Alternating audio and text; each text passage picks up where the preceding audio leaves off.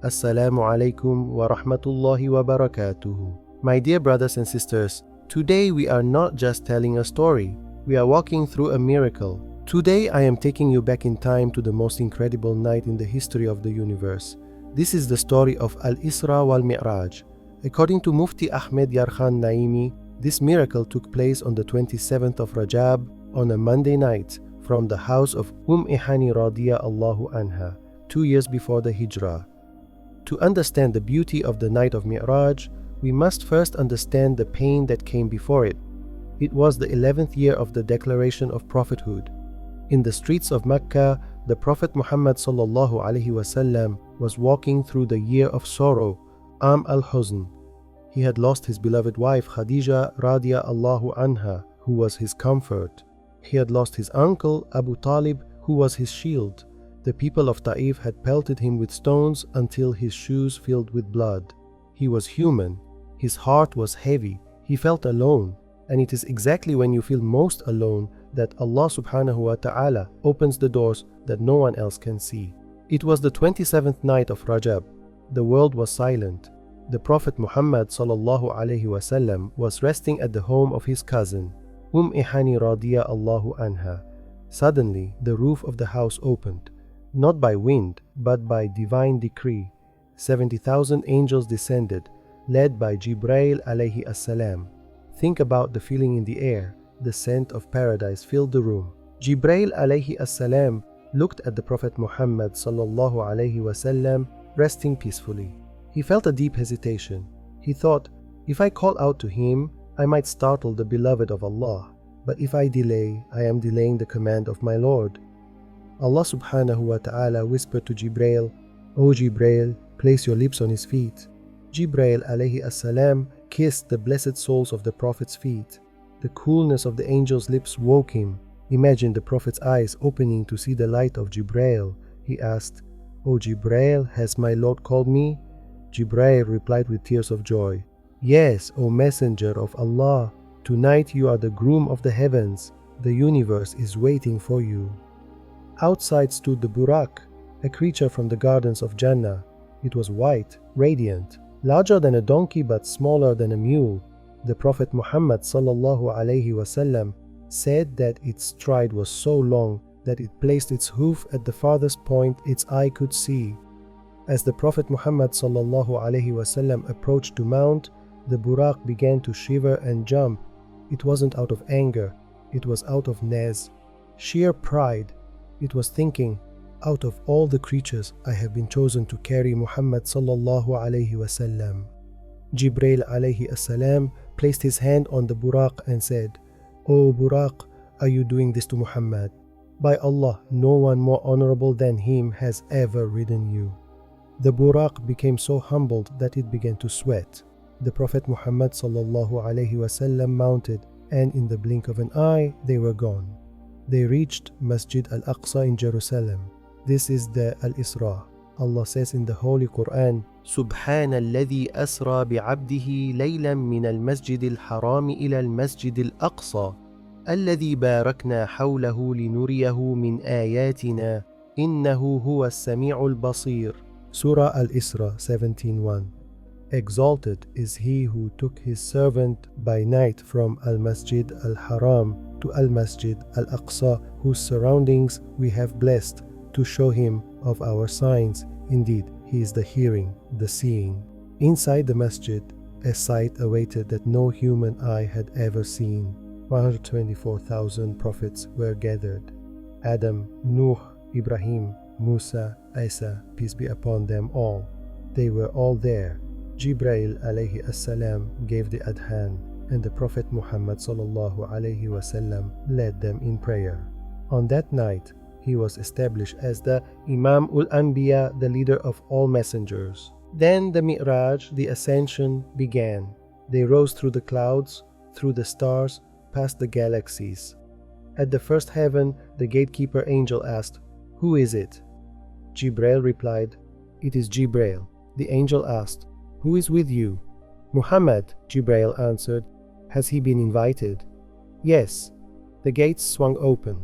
There stood Adam alayhi as-salam. To his right were lights, and to his left was darkness. When he looked right, he smiled. When he looked left, he wept. These were the souls of his children, the people of Jannah and the people of fire. He greeted our Prophet, "Welcome, O righteous son and righteous Prophet."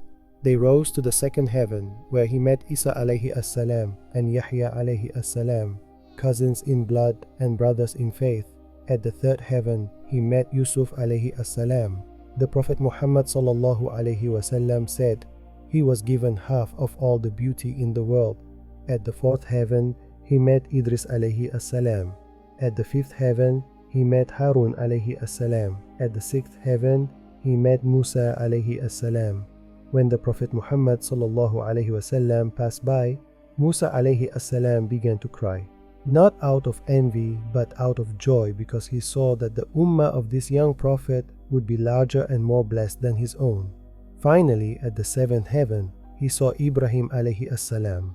He was leaning against Al-Bayt al-Ma'mur, the celestial Kaaba.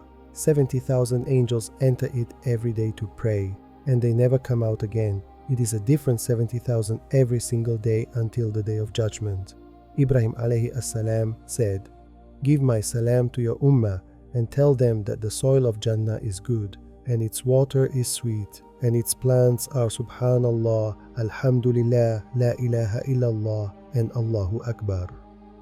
Then they reached the Sidrat al-Muntaha, the lote tree of the utmost boundary. Its leaves were like the ears of elephants, and its fruits like large jars. It was covered in colors that no human language can describe. عند سدرة المنتهى 14. عندها جنة المأوى 15. إذ يغشى السدرة ما يغشى 16. Surah An-Najm 53:14-16. At the lote tree of the utmost boundary, near it is the garden of refuge. When there covered the lote tree, that which covered it. At this point, Jibrail alayhi as-salam stopped. The Prophet Muhammad sallallahu alayhi wasallam looked back and said, "O Jibrail, will you leave me here?" Jibrail alayhi as-salam replied with a trembling voice, "Ya Rasulullah, this is my limit. If I step forward one more inch, I will be burnt by the divine light. But for you, the way is open." The Prophet Muhammad sallallahu alayhi wasallam proceeded alone. He passed through veils of darkness, veils of light, veils of majesty. Finally, he reached a place where he heard the scratching of the pens, the angels writing the decrees of Allah. He reached the station of Qaba Qawsain, the distance of 2 bow lengths. No human, no angel, no jinn had ever been here. He saw Allah subhanahu wa ta'ala not with physical eyes that can be blinded, but with the basira, the sight of the heart. ما كذب الفؤاد ما رأى. Surah An-Najm 53:11. The heart did not lie about what it saw. Allah subhanahu wa ta'ala spoke to him directly. He gave him the gift of 50 prayers. The Prophet Muhammad sallallahu alayhi wasallam was so happy to receive this gift for his ummah. But as he descended, Musa alayhi as-salam told him, "I have tested people before you. Your ummah is weak. Go back and ask for a reduction." The Prophet Muhammad sallallahu alayhi wasallam went back and forth, showing his love for us.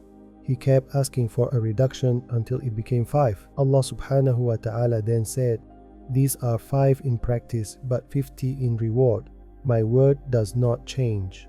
On his journey, the Prophet Muhammad sallallahu alayhi wasallam was shown the realities of the afterlife. He saw the Al-Kawthar, the river of milk and honey meant for the believers. He saw the palaces of the Sahaba, but he also saw the terrifying sights of Jahannam. He saw people whose tongues were being cut with scissors of fire. They were the ones who spread fitna and lies. He saw people eating foul, bitter food. They were the ones who took riba, usury. He saw the fear and the regret.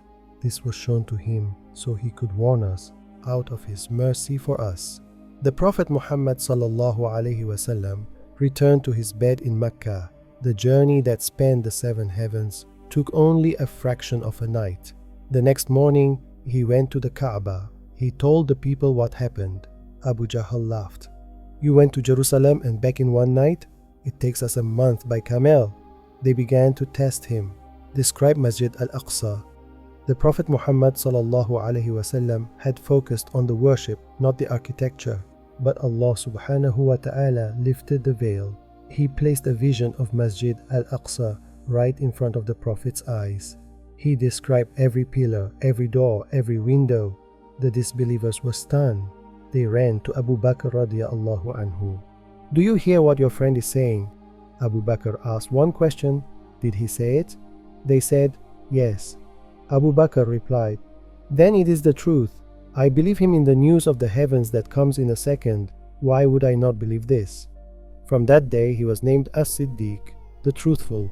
My brothers and sisters, the Mi'raj is a message. When the earth becomes narrow for you, remember that the heavens are wide.